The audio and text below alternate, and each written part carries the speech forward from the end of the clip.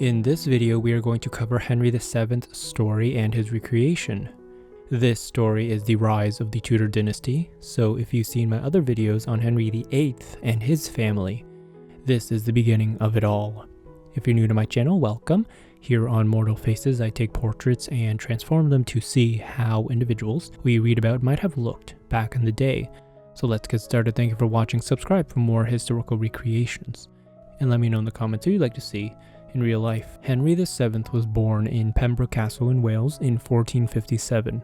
His father was Edmund Tudor, the half-brother to the current king, Henry VI of England, who was a Lancaster, and his mother was Lady Margaret Beaufort, also a Lancaster. Unfortunately, his father died from bubonic plague 3 years after his birth while fighting for Henry VII.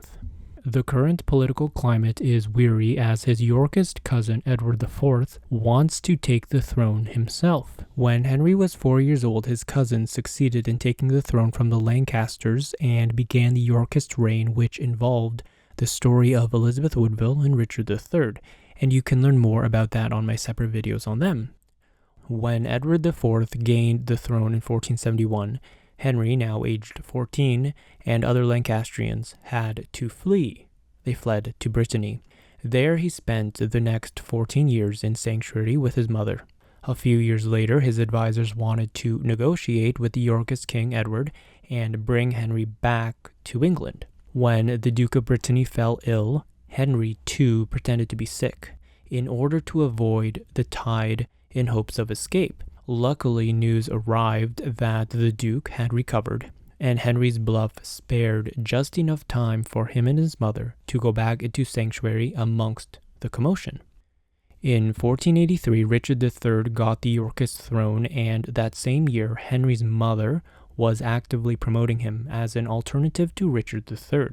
Henry pledged to marry Elizabeth of York, as that would connect the two feuding houses of Lancaster and York. But his first quest was to take the throne. It actually took 2 attempts. The first attempt was fumbly.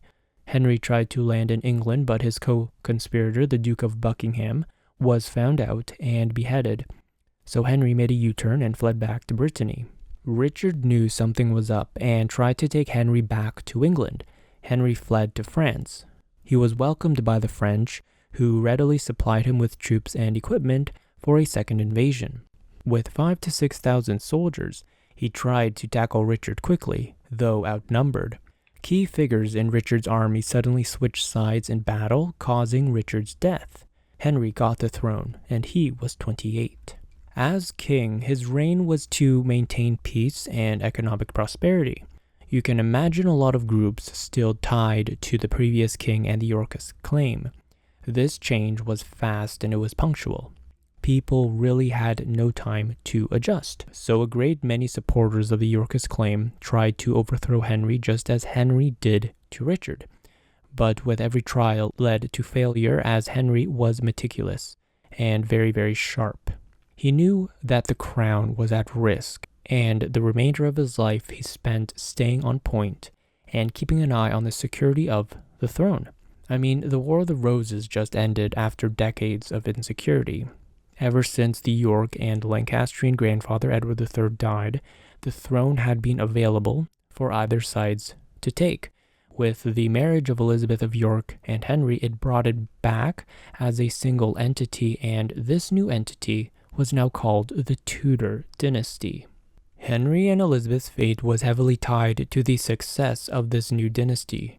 The throne had been unstable since before their births, and there was no way to be certain they would succeed at ending a civil war that had lasted 32 years. So he tightened security and policies and even had Yorkist cousins marry Lancastrian family members to maintain that loyalty. He was a very meticulous man and knew where every penny was being spent and how every corner was being run. His new reign should represent security, stability, and unity to England, and that's what Henry was fighting for and protecting. With this, he needed an heir, a proper one, male line, and legitimate. So he had 6 kids, 3 boys and 3 girls. His eldest son Arthur's death at 15 devastated him, but he did have one surviving son, Henry VIII. As a result, the king mentored his son on the importance of the throne. This gave his rivals an impression of him being a dignified, strict, colder man. However, archaeological research presents a much different portrait of this new Tudor king. Henry was an involved father. As much as he had to rule his country, he tried to provide a happy domestic life. He listened to his wife and her opinions. The couple expanded the nursery for their children. He made it fit for the whole family, and it became a much-loved refuge for the king and his wife. Christmas was especially happy with many gifts, food, and a celebration for the whole family. And behind the scenes, he was a man who opened his purse strings for his children, mother and wife, and actually had a penchant for music, merrymaking, and dance.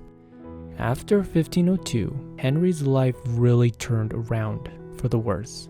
His firstborn died from the mysterious sweating sickness. That scared him because the future of his life's accomplishments was riding now only on one more son, Henry VIII. It was a scary thought considering we know and they knew. Today you could be okay, tomorrow, well, you could be on your deathbed. This proved true again when his beloved wife Elizabeth of York died a year later in 1503 due to an infection from her last childbirth. It was very dramatic, and this very reserved and emotionally in check person actually cried in public from his son. So when Elizabeth died, he locked himself in his room for days. He became deathly ill. Henry VII thought about more heirs by marriage, but he could not get himself to take on a new wife. In fact, he was one of the minority of British monarchs that never took a known mistress. Finally, after Elizabeth's death, his eldest daughter Margaret was already arranged to marry James IV of Scotland, so he had to leave to go there. Henry couldn't retract that agreement now, escorted her to the border, and never saw her again.